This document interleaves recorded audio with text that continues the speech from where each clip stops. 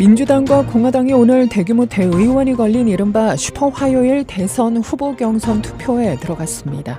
오늘 선거를 계기로 민주당 소속인 조 바이든 대통령과 공화당 소속 도널드 트럼프 전 대통령이 오는 11월 대선에서 4년 만에 재격돌하는 선거 구도가 사실상 확정될 것으로 보입니다. 도널드 트럼프 전 대통령의 대선 출마 자격을 주 단위에서 박탈할 수 없도록 한 연방 대법원의 결정에 민주당이 연방의회를 통한 절차를 검토 중인 것으로 전해졌습니다. 멕시코 주재 미국 대사관이 봄방학에 앞서 카리브해 휴양지 캔쿤을 포함해 멕시코 곳곳에 대한 여행 경보를 발령했습니다. 미국 최고의 모던 한식 레스토랑으로 각광받아온 시카고 엘스턴 서재 파라슈트가 이달 문을 닫습니다. 미슐랭 스타를 획득한 한인 셰프 베벌리 킴이 남편과 운영하는 곳으로 한인 사회에도 잘 알려져 있습니다. 제너럴모터스가 안전 관련 결함으로 전국에서 픽업 트럭 57만여 대에 대해 리콜 조치한다고 밝혔습니다. 글랜비에 소재한 시카고 기쁨의 교회 설립 10주년 기념 및 헌당 감사 예배가 지난 3일 오후 4시 본교회 본당에서 성황리에 열렸습니다. 케네디 고속도로 2단계 공사가 어제 월요일부터 시작되는데요. 올 여름 내내 계속될 전망입니다. 시카고 교통국이 승객들의 안전과 서비스 정보 제공 및 버스 정류장 표지판 개선을 위한 온라인 포털을 개설했습니다. 프랑스 의회가 여성의 낙태할 자유를 명시한 헌법 개정안을 승인했는데요. 낙태할 권리가 헌법상 기본 권리로 인정된 건 세계에서 처음입니다. 이달 말부터 미국에서 의사 처방 없이도 피임약을 살 수 있게 됩니다. 미국에서 사전 피임약이 처방 없이 판매되는 건 이번이 처음으로 피임권을 획기적으로 확대하는 계기로 평가됩니다. 이상 이 시각 주요 뉴스입니다.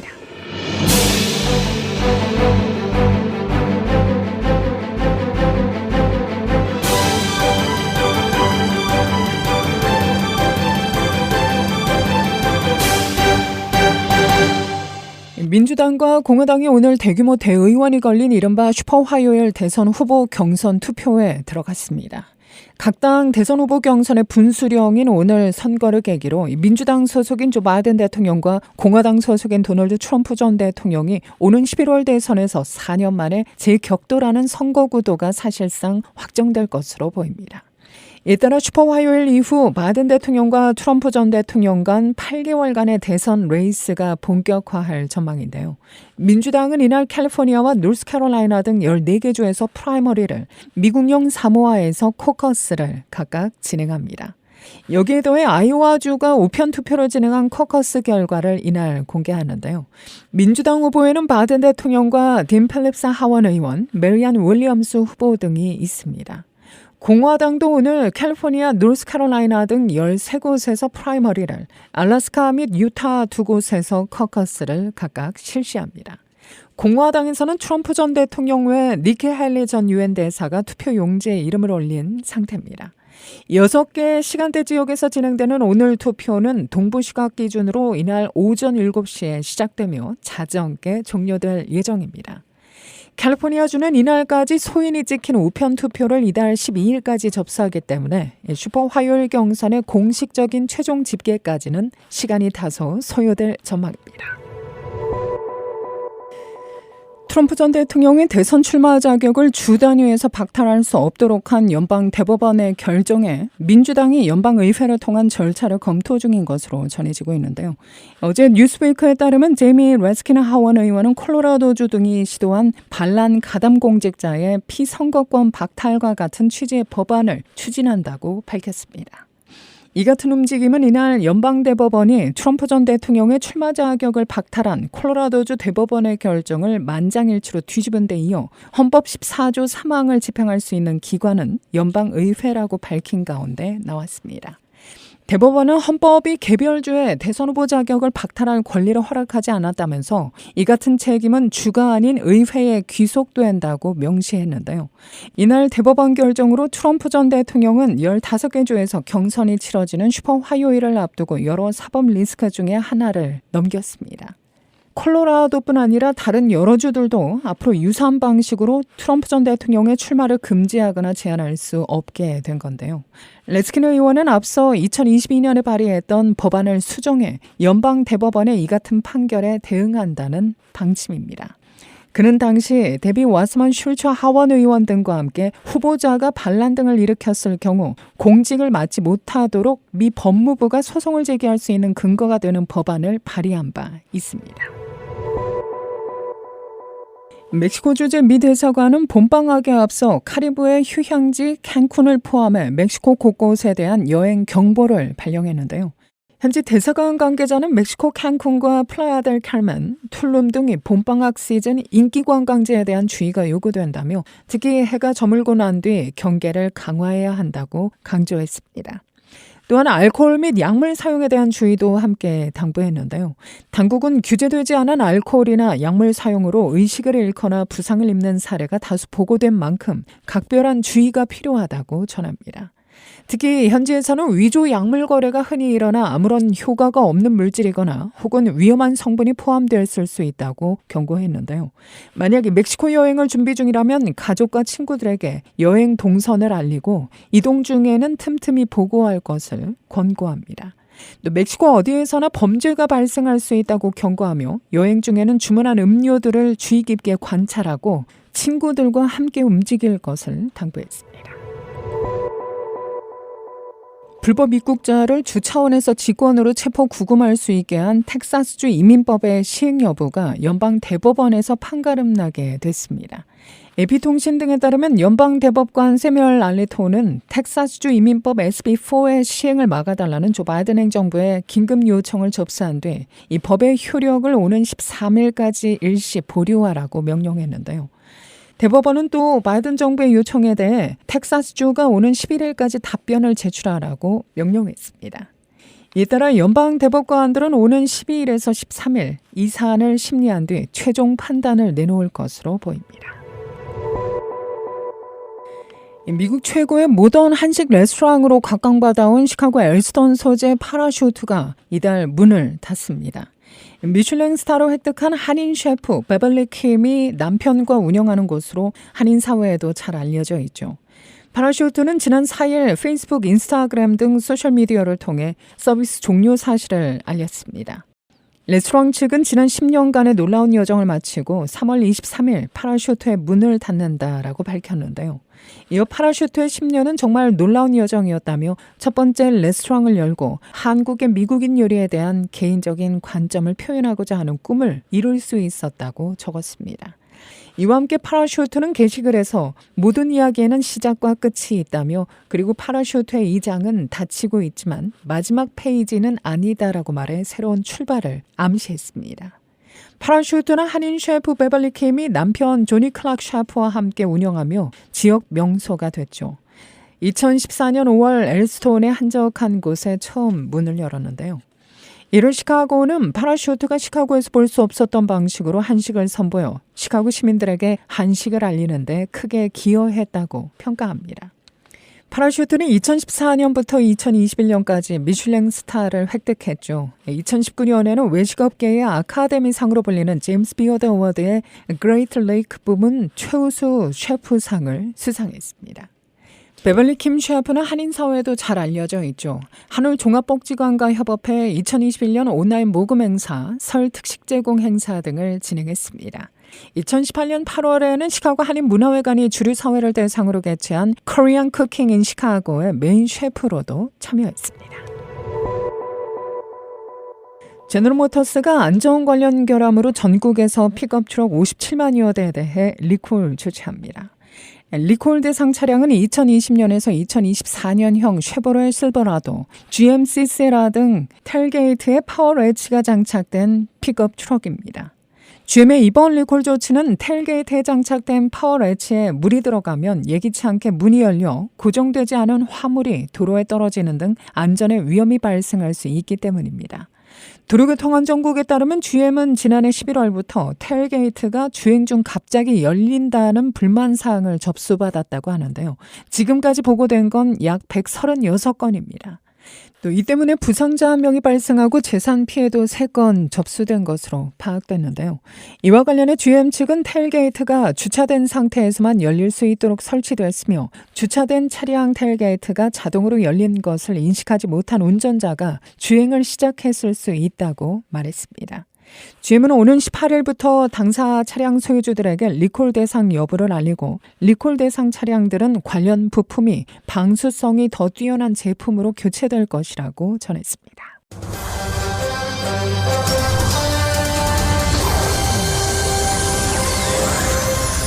글렌비에 소재한 시카고 기쁨의 교회 설립 10주년 기념 및 헌당 감사 예배가 지난 3일 오후 4시 본교회 본당에서 성황리에 열렸습니다. 기쁨의 교회는 지난 2014년 2월 2일 스커트에 소재한 할리데이 컨퍼런스 룸에서 김주용 목사와 성도 55명이 첫 예배를 드렸습니다. 이후 같은 해 6월 예배 장소를 스커트의 에반셔 프레스테리안 교회로 옮겨 처소 이전 감사 예배를 갖고 11월 2일 창립 감사 및 김주용 목사 위임 감사 예배를 드렸는데요. 현 담임인 손태환 목사는 2019년 3월 17일 위임식을 드리고 시카고 기쁨의 교회 2대 목사로 취임했습니다. 이 교회는 2020년 팬데믹으로 예배 및 모든 모임이 전면 온라인으로 전환됐으나 신년 부흥회 및 각종 프로그램을 활발히 운영해 오히려 교인 수가 증가하는 부흥을 입고 2021년 4월 임직식을 갖고 현장 예배 재개를 알렸죠. 기쁨의 교회는 2022년 3월 13일 현 예배 장소인 글렌비의 홀리 트리니티 루터란 교회로 예배 처소를 새롭게 이전했는데요. 이후 창립 10주년인 2024년 올해 1월 25일 홀리 트리니티 루터란 교회로부터 예배당 건물 소유권을 이전받아 양교회가 주님의 몸된 교회로서 공존하는 큰 은혜를 체험하기에 이르렀습니다. 특별히 이날 예배에는 필라델피아에서 다인종 목회 협동 목사로서 흑인 빈민가 복음 전파에 힘쓰고 있는 이태우 목사가 주 강사로 초청됐는데요. 이 목사는 신명기 8장 1절에서 20절을 본문으로 주님과 아름다운 동행을 기원하는 축하의 메시지를 전했습니다. 선하신 하나님은 오늘 여러분께 이렇게 말씀하십니다. 기억하라. 이제는 여러분들이 연세 드시고 인원도 점점 줄고 있는 루터란 회중을 돌보아 드려야 할 때입니다. 여러분과 여러분의 자녀를 위해서 이렇게 좋은 곳, 여러분이 건축하지 않고 조경하지 않은 장소를 선물로 주셨으니 그 은혜에 보답하시면 됩니다. 그런 아름다운 동행을 통해 반목과 갈등, 차별과 배제가 일상이 된 세상에 한 줄기 신선한 바람, 세상을 회복하고 살리는 성령님의 능력이 함께하실 줄 믿습니다. 저희 교회는 새로운 분들을 따뜻하게 환대할 수 있는 교회라서 좋은 것 같습니다. 어린아이부터 어르신까지 한 몸을 이룬 그런 공동체여서 좋은 교회입니다. 매주 목사님 설교에서 은혜를 받고 모든 성도님의 사랑과 축복을 많이 느끼고 있습니다. 창립 10주년을 맞는 저희 교회는 앞으로도 묵상은 깊게, 일상은 아름답게, 세상은 평화롭게 라는 비전을 가지고 주어진 길을 걸어가 보려고 합니다. 이날 예배는 찬양팀의 감사 찬양으로 시작해 담임 손태환 목사의 기도, 성경 봉독 이태우 목사의 말씀, 첼리스트 정유영 성도의 연주, 조이풀 찬양대의 찬양에 이어 PCUSA 시카고 노회장 크레이그 하워드 목사와 홀리 트리니티 루터란 교회 담임 폴 피럴슨 목사의 축사가 전달됐습니다. Will stay with you to complete the job by Jesus Christ. You are at the beginning of your work. This first 10 years has been building and building and building, and at the beginning is when you bring people together, is when you have vision, is when you have strategy, is when you dream dreams. And that's that you've given us life. You've taken a big burden off from us that the sale of this building has given us new life. It's given us time to think about what's next and to plan what's next with two neighboring congregations that are somewhat in the same situation we are to varying. 또한 이날 예배 중에는 기쁨의 교회 설립 초기부터 교회 발전을 위해 헌신한 강혁중 장로, 문상무 집사, 정상화 장로, 하순용 장로에게 감사패가 증정됐습니다. 이어 창립 10주년을 기념한 생일 케이크 커팅식과 에버그린 장로교회 한윤천 목사의 축도로 모든 예배 순서가 마무리됐는데요. 예배 후에는 모든 참석한 성도들이 만찬을 함께하며 헌당의 기쁨을 나눴습니다. 한편 기쁨의 교회 측은 이날 예배 주 강사로 초청된 이태우 목사에게 흑인 학생들을 위한 장학 선교 기금을 전달하기도 했는데요. 손태환 목사는 시카고 기쁨의 교회는 하나님께 기쁨이 되고 이웃에게 희망이 되기 위한 발걸음을 지난 10년 동안 은혜 속에서 걸어왔다며 앞으로도 어른들의 배려와 든든한 기도 속에서 젊은 리더십들이 세워지고 또 아이들의 웃음이 끊이질 않는 교회가 되기를 소망한다고 말했습니다. 이태호 목사님 말씀하신 것처럼 언젠가 우리도 어쩌면 교회 문을 닫게 될, 그리고 누군가에게 이 빌딩을 전해줄 그날이 오게 되어질 때에 다른 누군가가 아니라 지역 주민들이 저 교회만큼은 아직 있어야 된다라고 말할 수 있는 그런 교회 되었으면 좋겠습니다. 그런 교회 되도록 기도해 주시길 부탁드립니다. 하나님께 기쁨, 이웃의 희망, 우리는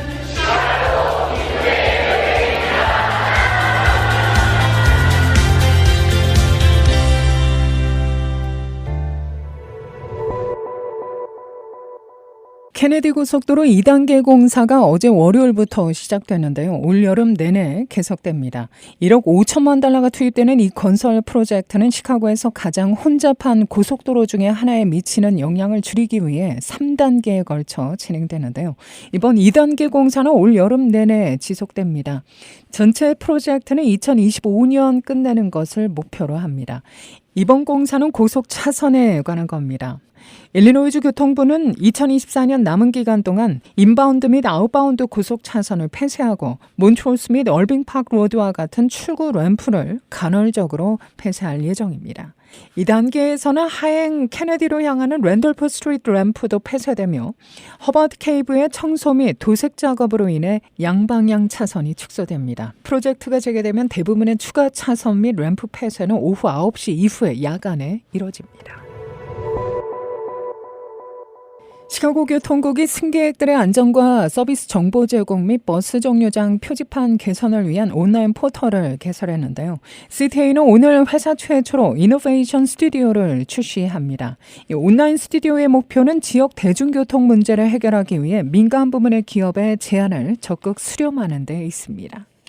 CTA가 해결하려는 3가지 주제는 선로 위의 물체를 감지해 철도 안전을 지키는 겁니다. 버스 정류장까지의 실시간 서비스 정보와 버스 정류장 간판 관리 등이 포함됩니다.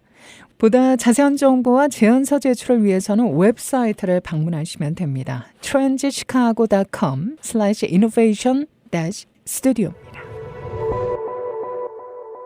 브룩필드 동물원이 어제 설립 90주년을 기념해 시설 이름을 시카고 브룩필드 동물원으로 변경한다고 밝혔는데요. 동물원 측은 이날 이름 변경과 함께 사자 이미지를 입힌 새로운 로고도 발표했습니다.